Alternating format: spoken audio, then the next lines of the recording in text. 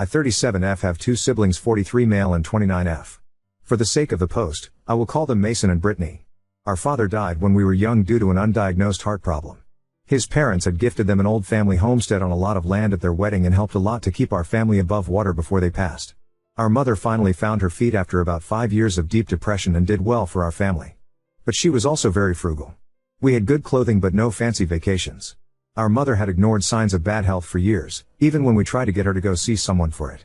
She passed away recently due to late-stage cancer, leaving us with a lot.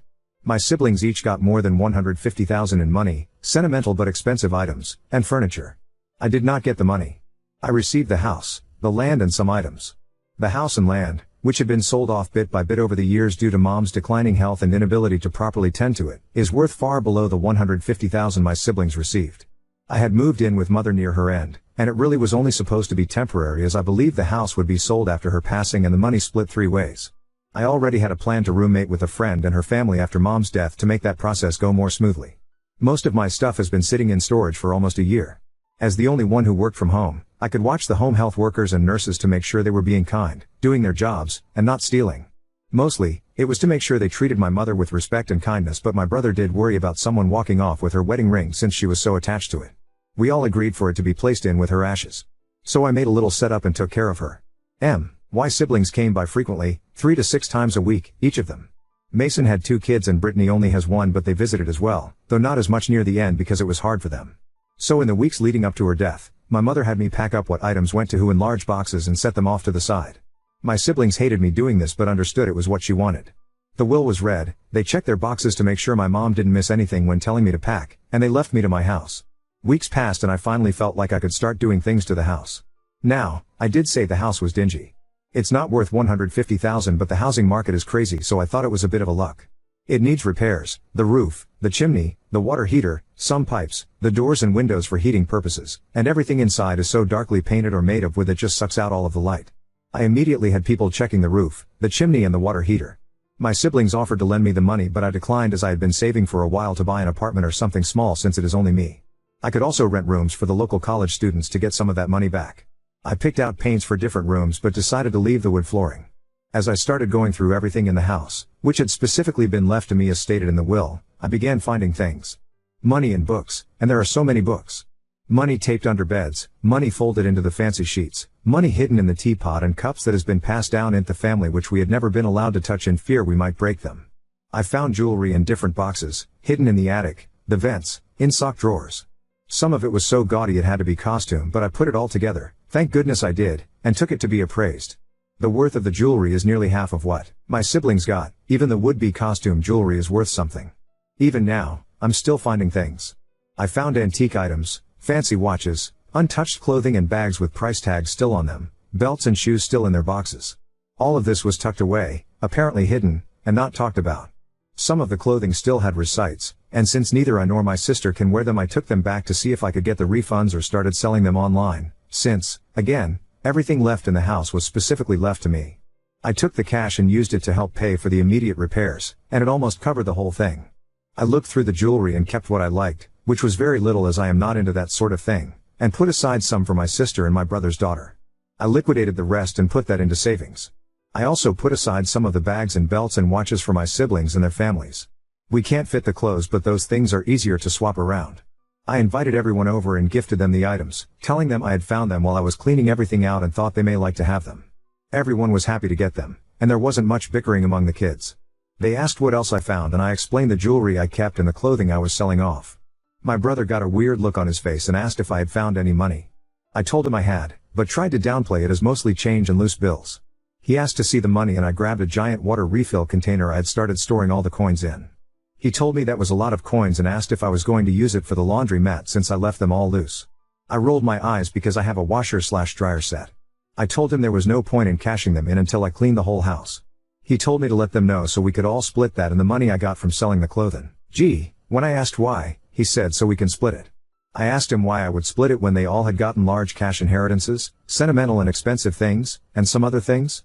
I literally got the house, the problems, the cleanup and the nice things I did find that I thought they might like, I handed over without being asked to. He told me I didn't have to be a greedy asshole about it and to never mind. My sister gave me the side eye but didn't say anything.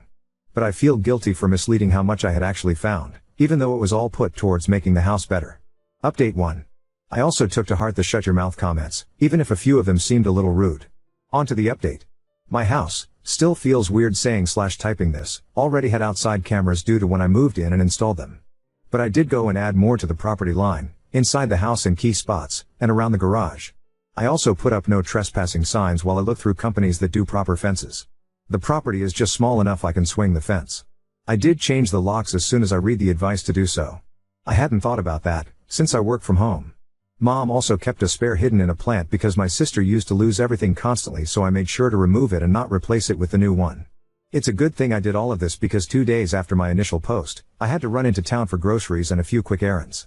I live on the outskirts with neighbors a bit of a distance either way, so they wouldn't notice anyone stopping by. I got a notification on my phone about movement and I checked because I wasn't expecting any packages. My brother was getting out of his car, looked around, and checked the windows. He tried his key in the door and got upset it didn't work. He checked the flower plant and kicked it over.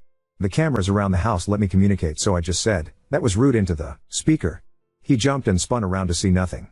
I asked him what he wanted and he demanded to know why I put up cameras. I said, "Because I'm a single woman living in the woods? You dumb shit." He shifted from foot to foot before saying he would be back so we could talk, and he left.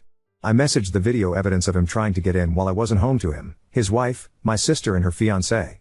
With the message I sent, I changed the locks because I don't know who Mom gave them out to, like her friends, and I have cameras. Because of this attempt to get in while I'm not home, no one will be getting the new key. I don't just randomly try to get into your house when you're not home. He sent me a lot of nasty texts after that, trying to shame me for doing that. I told him he shouldn't be doing things he doesn't want others to know about, and that it's a reflection on him, not me. He told me I was a bitch and blocked me. My sister thinks I went too far by telling his wife, because she is threatening to take the kids to her mom's. And she thinks I went too far by showing her fiancé because now he doesn't want him to have keys to theirs for emergencies. Somehow, I get the feeling this isn't over yet. Time to adopt a very big dog. Update 2.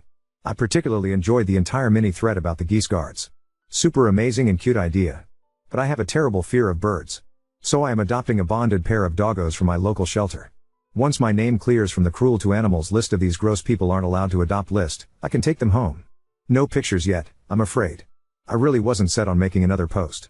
Or if I did, it would be when this is all washed and done. I did start a paper trail with both the police and a lawyer, who is a family friend. I documented the attempted break-in, didn't press charges but had them speak with my brother, and have him put on notice. He ended up getting new phone numbers, yes with an S, to contact me to berate me and shame me for sicking those pigs on him. I took all of those messages to the lawyer and sent off a few things, a cease and desist for the alarming numbers of calls, texts, social media DMs and emails he sent me. Some were full of rage about how I took his kids from him and the others were about how he knew you rat bitch found money in the house. Not once did he mention the post, and honestly I'm done enough with him that I don't care if he sees it because Lawrence says you can't touch this Mason, fake name, anyway. My sister Brittany, fake name, asked me out to coffee and apologized for taking Mason's side. She just didn't want the friction and thought the three of us could have worked it out together instead of getting others involved. She and her fiancé have the understanding that he handles his family and she does hers. I guess, for like disputes and things. So by sending it to him before she had a chance to even react to it, it felt like overstepping because I didn't give her the chance to do literally anything before her fiancé was losing his mind. I did apologize because I hadn't thought of it like that. I asked her what she would have done if I had just sent her the video and she said she would have sat on it for like a day to think about it and then probably would have asked me for more information or talked to him to see what the hell he was thinking. She also said I was a fucking moron for saying the gifts I had given everyone had been from the house. I should have said something about a bonus at work or something. I have no reason to trust her but it makes sense, so I'm going to cautiously keep in mind that she does have a harder time getting thoughts and emotions across in a normal way. Our parents weren't into the whole test your child for XYZ, so she has been struggling with the idea of being tested for certain neurodivergent tendencies. All this said, I found something really weird and I don't want to open it. In the basement, tucked far into a corner and buried behind a bookshelf and under boxes and boxes of things, is an ancient looking freezer. It was and still is plugged in. It's running. It was buried and dusty in a way that I know there is no edible food inside of it. But you ever get that feeling that something just isn't right? Do I open it? Do I pretend I never saw it? Do I have someone else open it? Any ideas about why it was hidden? My one friend joked it was my grandfather's game box and it has decades-old deer inside of it. Is that a thing? Update 3. I will get the freezer out of the way because I know so many are eager to hear about it. I called over my lawyer friend Lawrence, fake name, neat lil play on words yeah? And explained that I needed more information on a few things but would need a house call because of the contractors coming and going. When he arrived and no one was there, he looked annoyed until I explained the freezer. He told me if we found a body, He was bailing but was laughing as we went down to the basement. This was all yesterday. We put on gloves and the masks. He held the camera, and said all this identifying stuff like date, time, address, ect. I opened it. Inside were important documents sealed in a lot of plastic. There were also old bottles of moonshines, frozen pressed flowers in a book with dates, a bit of cash, coins, specifically, and an ancient-looking porcelain doll.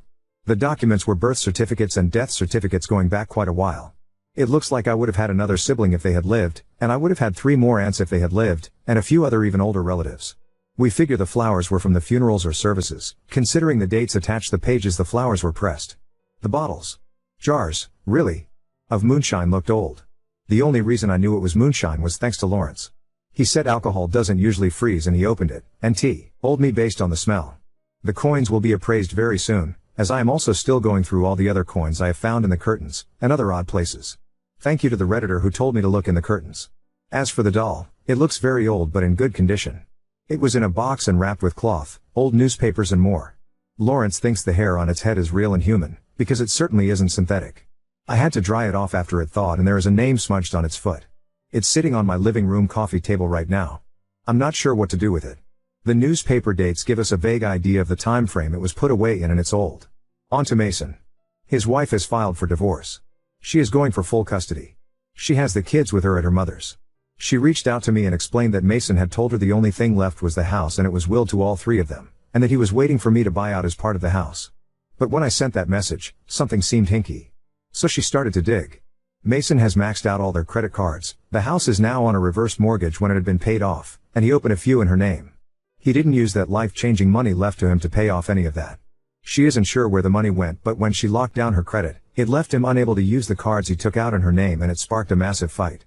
I can't even begin to imagine where the money has gone. He doesn't have new cars, new devices, new anything. Their 2 kids 14F and 10M are both old enough to understand what is going on. They won't talk to him until he tells them why they are losing their childhood home, why he hurt their mom, and where all the money is. My niece knows all the accounts are empty, including her college account, and she is furious. My nephew isn't as worried about college, understandable. Mason keeps messaging me about it's all your fault and just overall being nasty. I would have blocked him if it wasn't for the fact we are collecting evidence. My sister admitted he is ranting to her about it all, but she doesn't want to get him upset at her because they live just a few blocks away from each other, so it's easier for him to come knocking on her door. Despite that, she will not be staying with me. My fence should be starting built any day now. I will be getting my 2 doggos tomorrow. I think I have everything I need.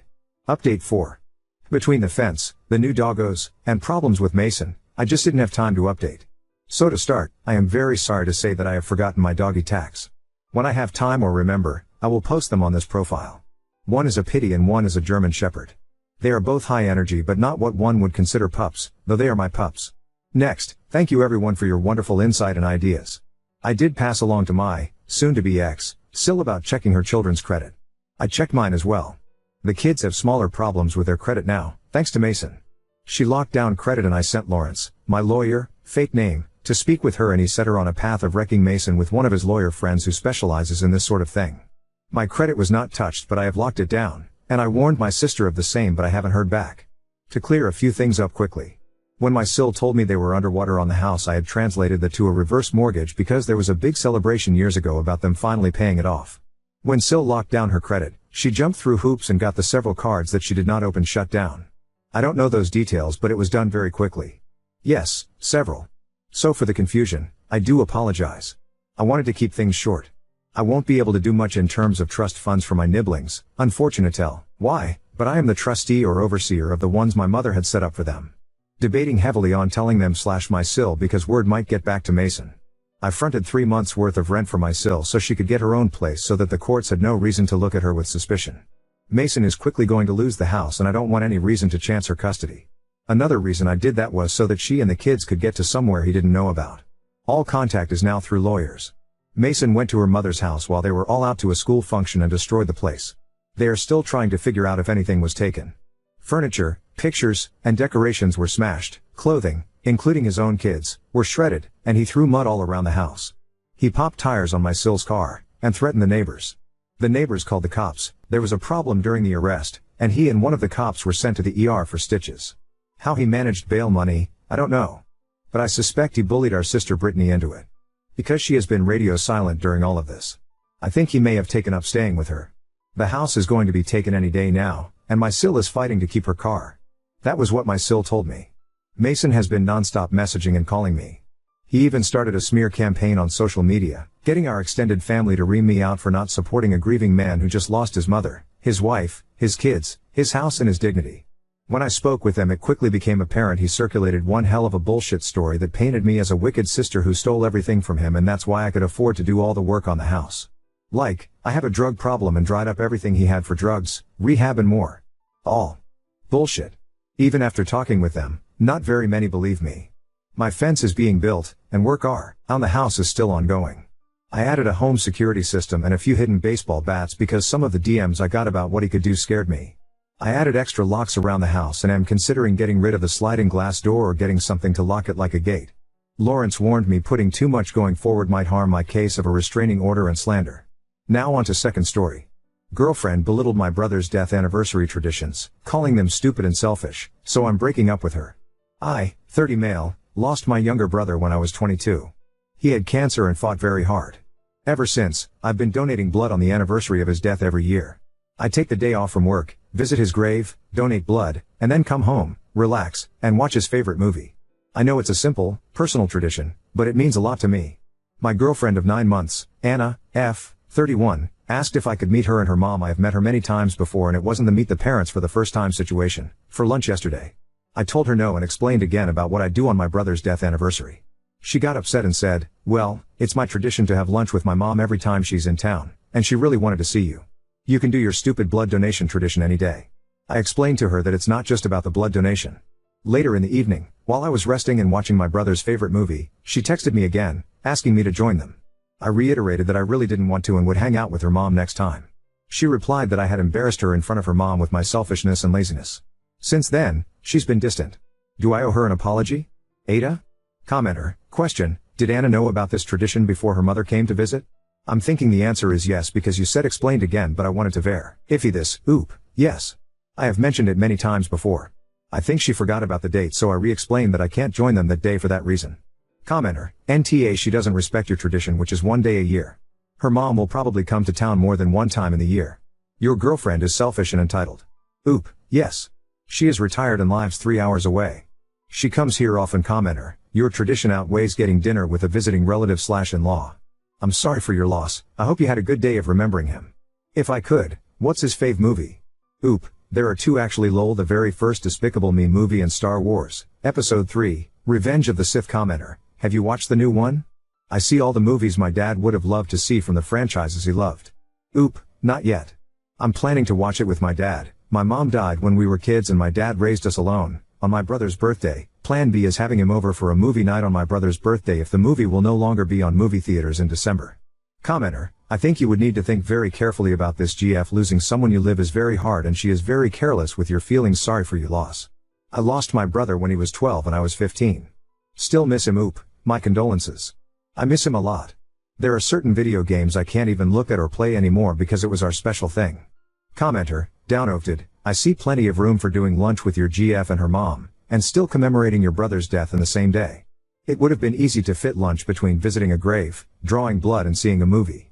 You also missed a chance to invite your GF to partake in your ritual, and instead seem to have just used it as an excuse to not go out with them.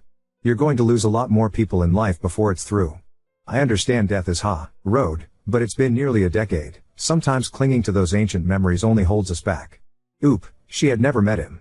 He passed long before my current relationship. She never showed any interest to join and I wasn't expecting her to join. I mean, if she wanted to, she would be more than welcome to join. I didn't exclude her. My brother's is not some ancient memory. We were very close and we only had each other growing up as my dad was working a lot. His memory isn't holding me back in any ways. I texted Anna that we need to talk after reading the comments. I'm going to end it. I don't have her mom's number, unfortunately. Sure. So far no reply. I'm not apologizing. I sent her a text to meet so I can end it. Expecting to have one day out of a year is not too much to ask for. Update 1. I texted her that we needed to talk. She never replied. Just blocked me from everywhere, social media, WhatsApp. Her best friend who was following me on Instagram blocked me too. I'm not sad. I wanted to end it anyways.